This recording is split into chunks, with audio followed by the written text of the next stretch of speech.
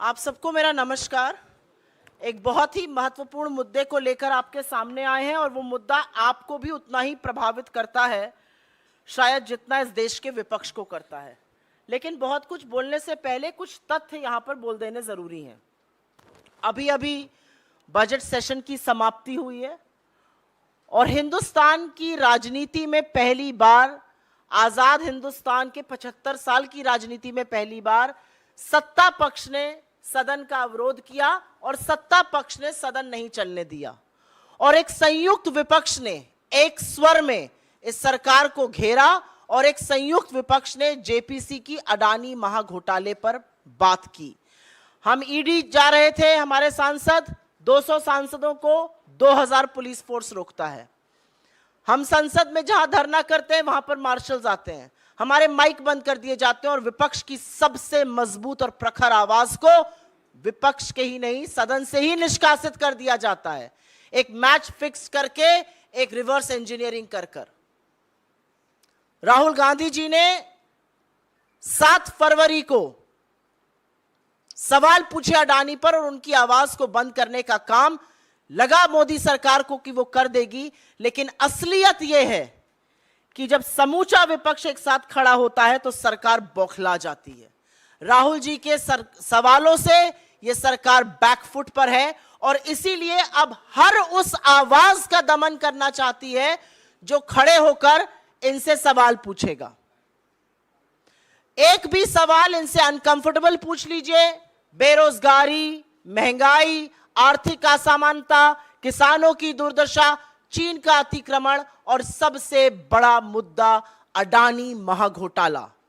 यह सरकार अब हर उस आवाज का दमन करने को तैयार है जो इस तरह के सवाल पूछेगा या तथ्यों को सामने लाएगा।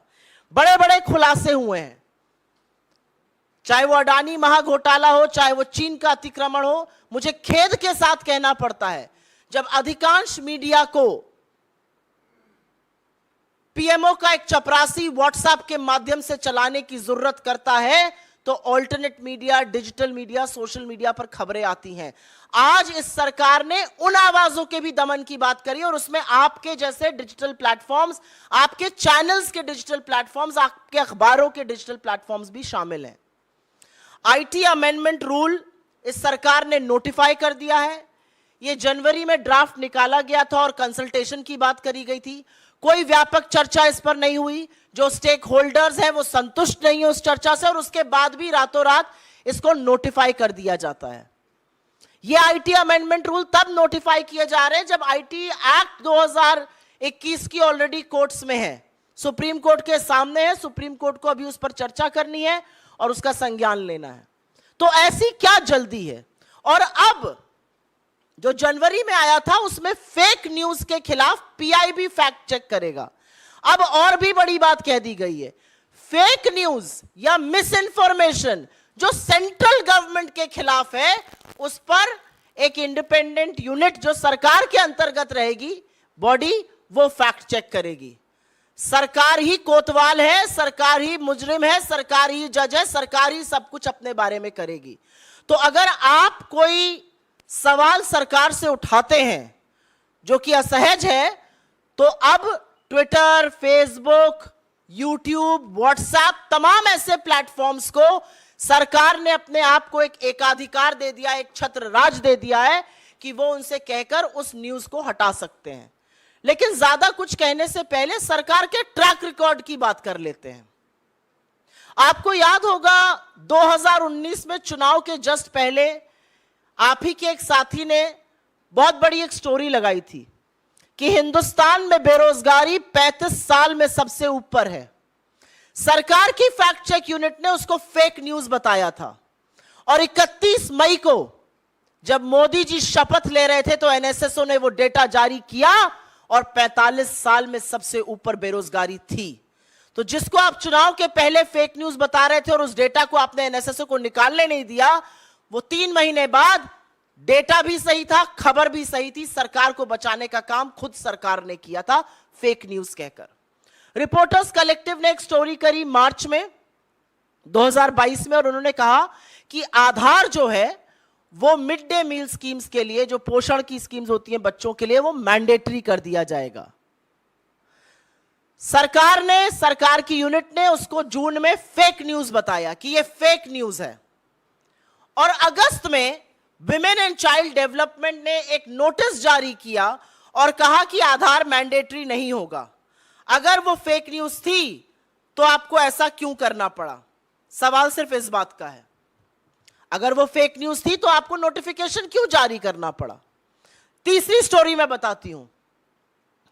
गलवान में हमारे 20 जाबाजों की शहादत होती है। आप में से बहुत लोगों ने सोर्सेस के माध्यम से पुष्टि कराई, आपने स्टोरी चलाई कि 20 जाबाजों की शहादत हुई है, झड़प हुई है गलवान वैली में, और उस खबर को आप इस देश के सामने लाए।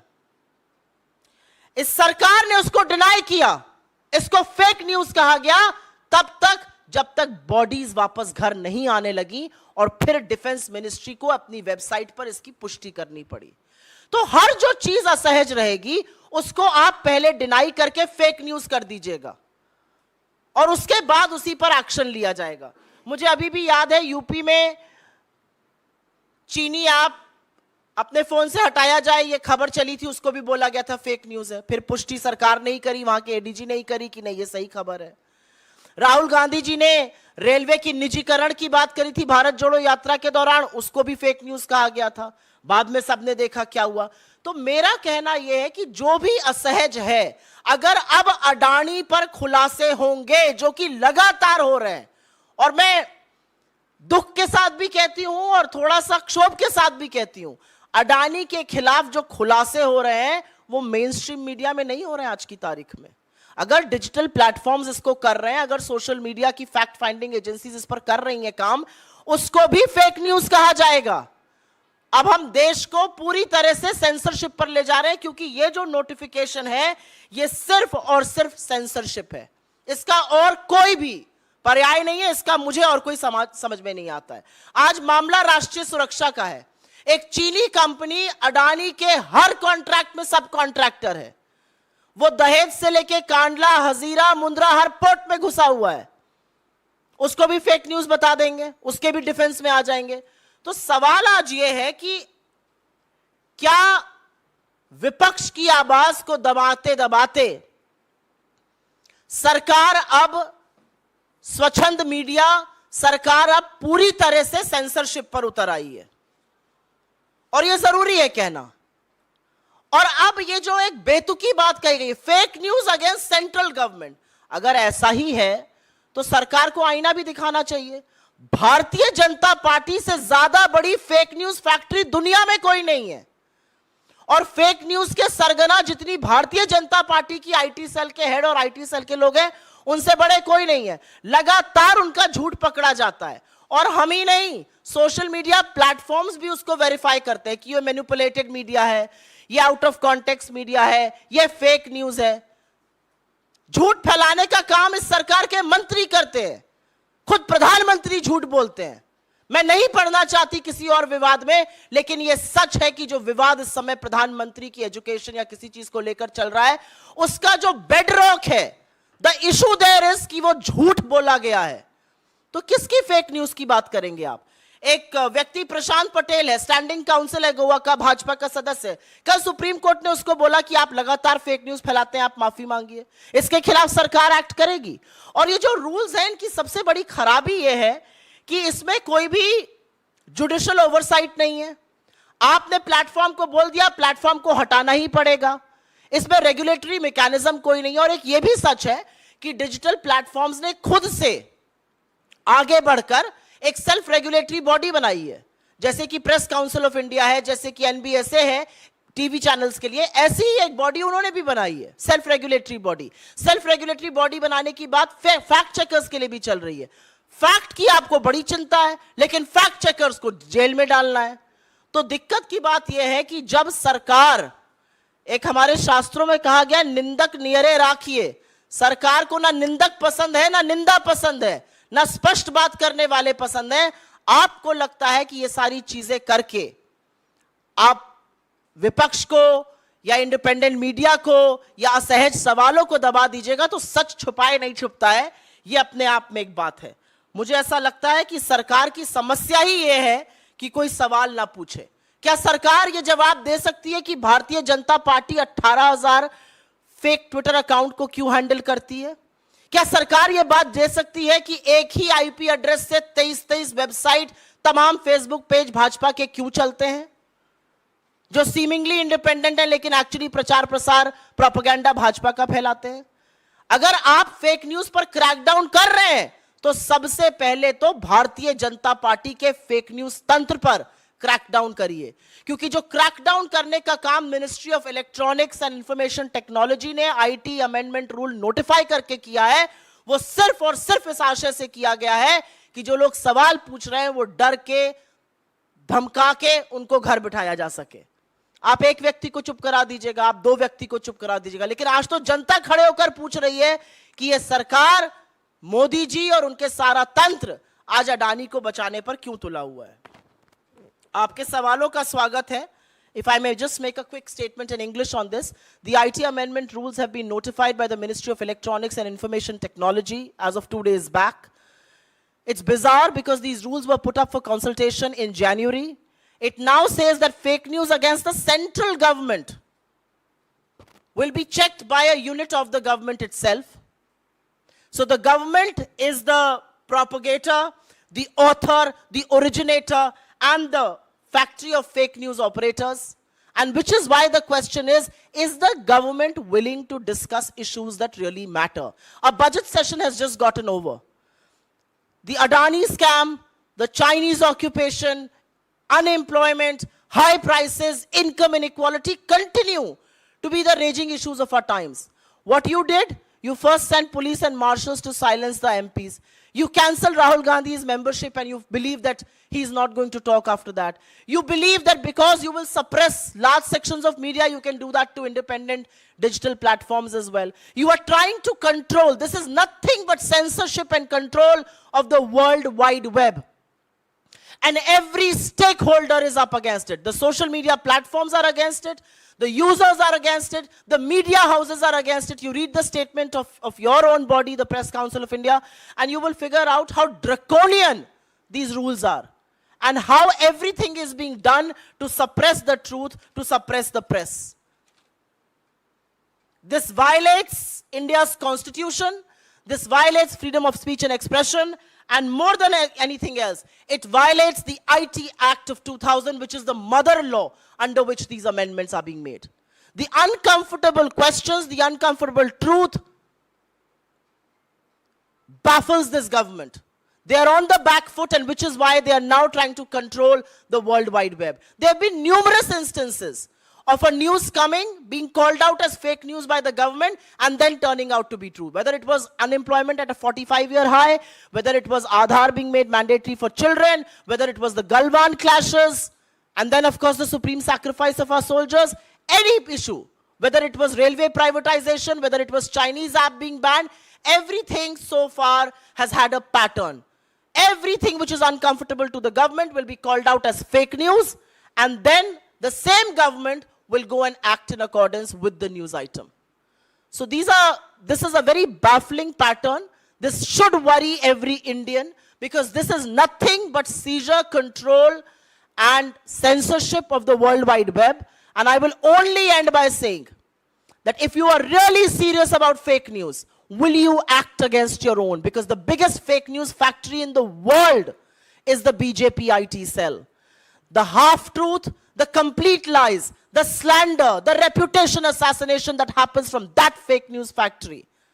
Statements made by the Prime Minister attributed to somebody else. Statements not made by anybody attributed to people. Are you willing to act against your own? Is the Prime Minister going to be called out for the lies that he peddles? Is the Home Minister going to be called out for the lies that he peddles? Is the BJP IT cell going to be banned? That's the question today. Happy to take your questions on this, please.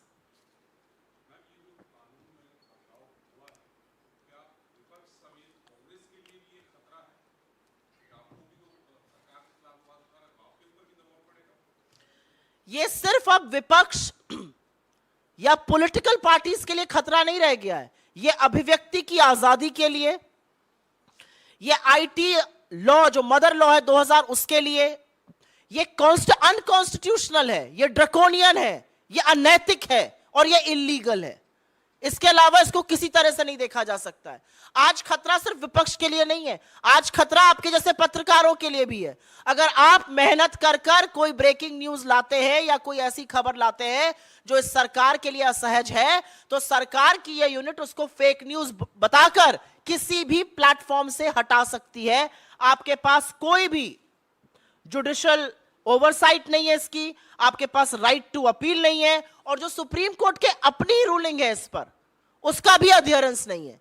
तो ये मामला विपक्ष से, ये मामला अब कांग्रेस से उठ के और बड़ा हो गया है। ये मामला अब आपकी अभिव्यक्ति की आजादी, इंडिपेंडेंट मीडिया, इंडिपेंडेंट वॉइसेस, सरकार को अकाउंटेबल और रिस्पॉन्सिबल जो बनाते हैं, उनके ऊपर सवाल खड़ा है। और इसको सिर्फ हम विरोध नहीं कर रहे हैं, इसका विरोध आप कर रहे हैं, इसका विरोध न्यूज चैनल्स कर रहे हैं, इसका विरोध न्यूज़पेपर्स कर रहे हैं, इसका विरोध सोशल मीडिया प्लेटफॉर्म्स कर रहे हैं। उसके बावजूद इतना ड्रैकोनियन लॉ क्यों लाया जा रहा है?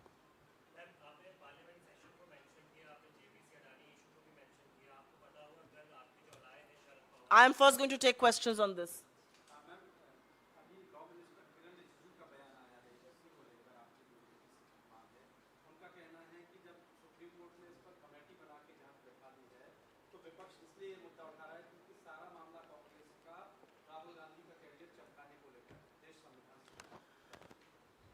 मैं यूजुअली किसी का नाम लेके यहां से नहीं बोलती हूं।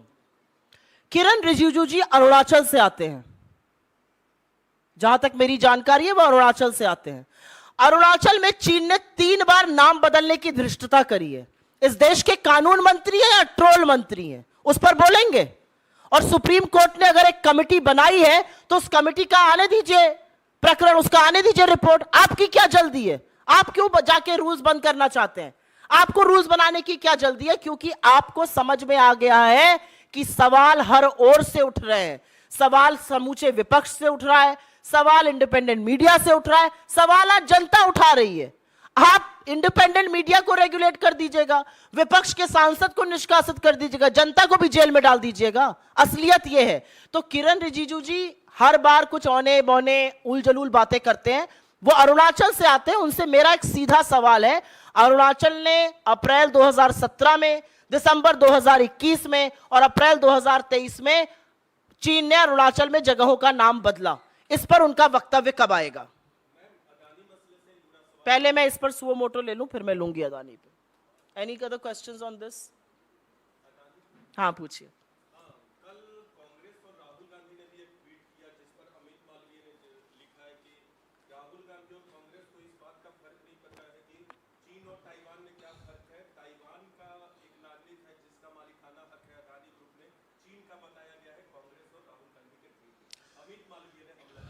आपने पता नहीं, एक कहावत है हमारी और होती है गांव में कि जादूगर की जान जो है वो तोते में बसती है। अडानी पर बोलो दर्द मोदी और भाजपा को होता है। सबसे पहली बात तो मैंने भी वो ट्वीट देखा जिसका आपने जिक्र किया है। हम तो अडानी पर बोल रहे हैं, आप क्यों बचाव में उतर आते हैं? पूरी की पूरी भारतीय जनता पार्टी, उनकी आईटी सेल, उनके फेक न्यूज सरगना कूद पड़ते हैं अडानी के बचाव में। आप अडानी के मुलाजिम हैं, आप अडानी का काम करते हैं, आप भारत सरकार के मुलाजिम हैं या आप भाजपा के लोग हैं? अगर आप भाजपा के लोग हैं तो भाजपा का बचाव करा करिए, सरकार के मंत्री हैं, नीतियों का बचाव किया करिए। अडानी का बचाव क्यों कर रहे हैं? और जो सवाल हमारे मन में आता है आज, वो यह सवाल देश की जनता के मन में आ रहा है। कहां अडानी को जाता है? दुखती रग अडानी की दवाई जाती है, दर्द होता है प्रधानमंत्री मोदी और उनके मुलाजिमों को। क्यों भाई? अडानी को बोलने दीजिए ना, हमने अडानी पर बोला है, अडानी दे इसका स्पष्टीकरण। जो उस व्यक्ति का फादर है उसका कम्युनिस्ट पार्टी ऑफ चाइना से लेना देना है, उस पर क्यों नहीं जवाब देते हैं? वो हर पोर्ट में घुसा हुआ है, आपके स्ट्रेटेजिक रणनीतिक इंफ्रास्ट्रक्चर में उसका हस्तक्षेप है। 5-5 पोर्ट्स में, कांडला, दहिजा, हजीरा, मुंद्रा, विशाखापट्टनम, वो रेलवे रोड बना रहा है, वो इंफ्रास्ट्रक्चर रोड का बना रहा है, वो इलेक्ट्रिसिटी का निर्माण कर रहा है। अरे भैया, अडानी को भी कुछ स्पष्टीकरण देने दीजिएगा, या अडानी के कॉर्पोरेट कम्युनिकेशन का काम भी अब भारतीय जनता पार्टी के लोग कर रहे हैं? नब्ज इनकी दुखाओ तो दर्द होता है साहब को और उनके लोगों को। मैम, अदानी के मुद्दे पर आप लोग जितने गंभीर हैं, आपके जो वरिष्ठ विपक्ष के सहयोगी हैं, वरिष्ठ नेता शरद पवार, वो इतने गंभीर नजर क्यों नहीं आ रहे? वो तो नरम बयान दे रहे हैं। आप लोग जेपीसी की मांग को भी वो गैर जरूरी बता रहे हैं और ये भी कह रहे हैं कि ऐसा लगता है अदानी को टारगेट किया जा रहा है। इस पर क्या कांग्रेस को कहना है और क्या इससे विपक्षी एकजुटता आपको लगता है प्रभावित हुई है? मुझे बिल्कुल भी नहीं लगता कि विपक्षी एकजुटता किसी भी तरह से प्रभावित हो रही है। समूचा विपक्ष एक साथ खड़ा है।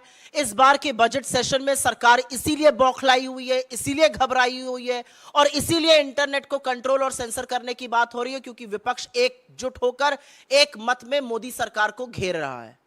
जहां तक उनके बयान की बात है, वो वरिष्ठ है, उनका बयान हो सकता है, लेकिन बहुत गंभीर राष्ट्रीय सुरक्षा के मसले हैं यहां पर एक चीनी व्यक्ति का, चीनी कंपनी का, जिसका चीन की कम्युनिस्ट पार्टी से लेना देना है, वो घुसा हुआ है पूरे तंत्र में। उसको अडानी जी लेके गलबैया कर रहे हैं। अगर ये एंटी नेशनल एक्टिविटी नहीं है तो एंटी नेशनल एक्टिविटी क्या है? इस देश के लोगों का, एलआईसी के धारकों का, पॉलिसी धारकों का 30 करोड़ से ऊपर जो है, 45 करोड़ से ज्यादा एसबीआई के अकाउंट होल्डर्स है, उनका पैसा डूब रहा है। एलआईसी का जो इन्वेस्टमेंट था वो नेगेटिव हो गया है। ये देश के लोगों के पैसे का सवाल है, ये राष्ट्रीय सुरक्षा का सवाल है, ये अनियमितता का सवाल है। मुझे नहीं लगता इसमें मेरा और भी कोई मत है। मेरा सवाल हो गया।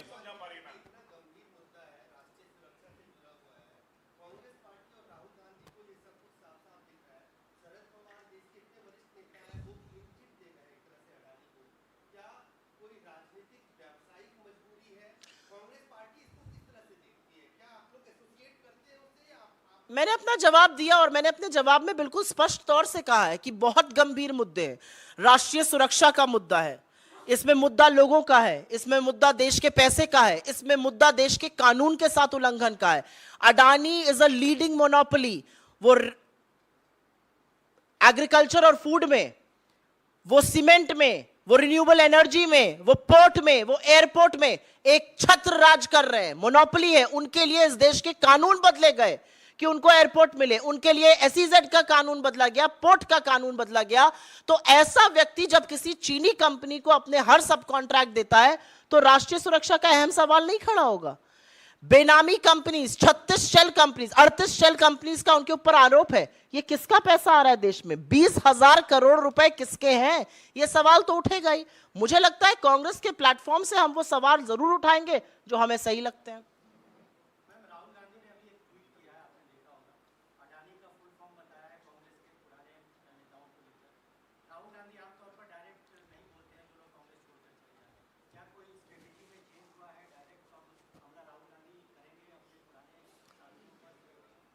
अगर आप राहुल जी से जरा भी वाकिफ हैं, अगर आपने उनको अपना पब्लिक कॉन्डक्ट या पर्सनल कॉन्डक्ट करते हुए देखा है, वो कभी भी ना मर्यादा का उल्लंघन करते हैं, ना आक्रोश व्यक्त करते हैं, ना जो आपने कहा कि कोई स्ट्रेटेजिक तौर पे काम करते हैं।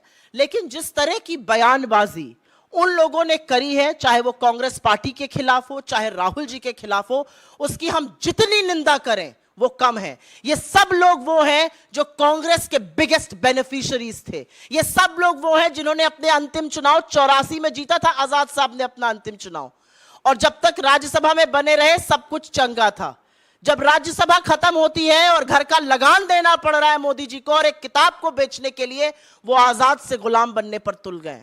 ज्योतिरादित्य सिंधिया, कौन उनको राजनीति में लाया? One of the youngest Turks, सबसे कम उम्र में मिनिस्टर बने।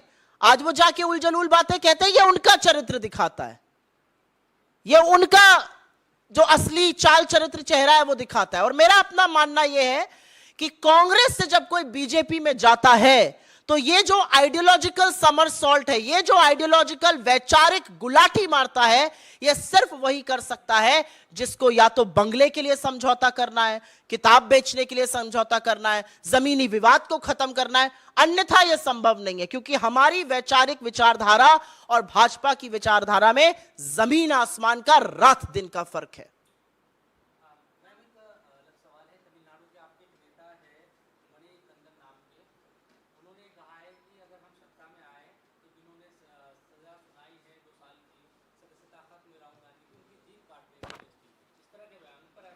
ये बेवकूफी की बातें, इस पर मैं रिएक्ट भी नहीं करूंगी। देखिए मैम, आपके नेता ऑन कैमरा बोल रहे हैं बोलिए, आपने सवाल ले लिया है, बोलिए। कि ये सवाल इम्पोर्टेंट आप आई यू आस्क्ड अ क्वेश्चन। हाँ,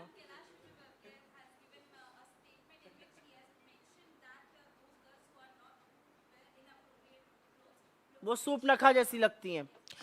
मुझे लगता है भारतीय जनता पार्टी में सूपनखा से विशेष प्रेम है। प्रधानमंत्री मोदी सदन में हमारी सांसद रेणुका चौधरी जी को सूपनखा बुलाते हैं। अब कैलाश विजयवर्गीय जी इस देश की बेटियों को सूपनखा बुला रहे हैं। यही इनका असली चाल चरित्र और चेहरा है, यही महिलाओं का सम्मान है। और इस पर भी जो महिला नेत्री लोग हैं बौखला जाती हैं, सवाल पूछो वो चुप बैठी रहेंगी। ये भारतीय जनता पार्टी में महिलाओं का सम्मान है, ये उनका असली चाल चरित्र और चेहरा है। यही बोलना है मुझे। देश की महिलाएं, देश की बेटियां, देश की आधी आबादी इसको देखे कि अगर आपके जीन्स पहनने पर, इनके उत्तराखंड के चीफ मिनिस्टर का बयान आया था, खट्टर का बयान आया कि रेप ही होता है क्योंकि लड़कियां जीन्स पहन लेती हैं। अब कैलाश विजयवर्गीय कह रहे हैं कि कपड़े पहनने से सूपनखा लगती है। इस देश का प्रधानमंत्री सदन में एक सांसद को सूपनखा बुलाते हैं, तो यह भाजपा का असली चाल चरित्र और चेहरा। I will just give a reply in English since you asked me to. What Kailash Vijayvargiya is saying at some level shows the love for Supnakha within the BJP. The Prime Minister had called one of our women MPs Supnakha. Now Kailash Vijayvargiya is saying the same thing. Khattar is on record, the Haryana Chief Minister, to say that women get raped because they wear jeans. Another Uttarakhand Chief Minister, who's no longer a Chief Minister, said women who wear shredded jeans have loose character. This is what the BJP is made up of, and which is why you find so many BJP legislators facing criminal charges as far as offenses towards women are concerned. Why are so many rapists having BJP connections? Why is it that political patronage is given to people who commit crime against women in the BJP? This is what the real DNA of the BJP is. What baffles me is that women leaders of the BJP will continue to keep quiet as Kailash Vijayvargiya and his ilk continue to make the comments. Tamil Nadu वाला जो बयान है, क्या party उसका संज्ञान लेगी? और primarily जो सुनाई दे रहा है, जो दावा किया जा रहा है कि वो कह रहे हैं कि जज की जुबान काट लेंगे जिन्होंने, मुझे नहीं पता ये क्या बयान है और इसका बिल्कुल संज्ञान लिया जाएगा। मुझे लगता है ये सब बातों को भटकाने का मुद्दा है। असली बात क्या है? असली बात क्या है कि इस लोकतंत्र में अडानी पर सदन में 40 मिनट के भाषण के 18 अंक राहुल गांधी जी के एक्सपंज किए जाएंगे। असलियत यह है कि 7 फरवरी को वो भाषण देंगे और 9 दिन बाद 16 फरवरी को अहमदाबाद हाई कोर्ट में पूर्णेश बूथवाला या पूर्णेश मोदी, जिसने अब अपना नाम रख लिया है, वो जाकर अपनी ही स्टे एप्लीकेशन विथड्रॉ करेंगे और कहेंगे कि मैंने सेशंस कोर्ट में जो चल रही थी स्टे, जो लोअर कोर्ट में चल रहा था, उसके लिए स्टे दिया था, मैं ही विथड्रॉ करता हूं। फिर फास्ट ट्रैक हियरिंग होती है, 23 तारीख को एक फिक्स जजमेंट आता है और उस जजमेंट के बाद राहुल जी की सदस्यता चली जाती है। यह रिवर्स इंजीनियरिंग है। आज तक इस देश में ऐसे मसले पर किसी को 2 साल की सजा नहीं मिली है। अगर 1 साल 11 महीने 29 दिन की सजा मिलती तो राहुल गांधी जी की सदस्यता नहीं जाती। इसीलिए मेरा मानना है यह फिक्स्ड मैच था सरकार की ओर से। वो चाहते थे कि राहुल गांधी जी सदन में ना बोले, क्योंकि उनको पता था जब वो बोलेंगे वो अडानी पर इनका मुखौटा और इनको बेनकाब करेंगे, अडानी पर इनकी कलई और खोलेंगे। वो ये जानते थे और इसीलिए जब राहुल गांधी जी ने 2 बार लिखित में और 1 बार मिलकर स्पीकर से बोलने का टाइम मांगा तो टाइम क्यों नहीं दिया गया? स्पीकर कहते हैं आप मेरे साथ चाय पी लीजिए, मैं आपको बोलने नहीं दे सकता हूं। क्यों नहीं बोलने दे सकते हैं भाई? और अगर आपको लगता है कि राहुल गांधी की सदस्यता खत्म कर कर मीडिया पर ऐसे ये कानून लगाकर वर्ल्ड वाइड मीडिया को सेंसर करके एक एजेंसी बिठा देगी जो किसी चीज को भी फेक न्यूज बताकर सारे प्लेटफॉर्म से न्यूज हटवाएगी, अगर आप आवाज दबा सकते हैं तो असलियत यह है, ये आपकी कायरता, आपकी बौखलाहट, आपकी घबराहट दिखाती है और लोग अच्छी तरह से ये समझ रहे हैं। Let's just take some questions offline. I think I'm done with the presser. You take questions offline. Thank you very much. किस बारे में? इधर ले लेते हैं. Thank you. Because then the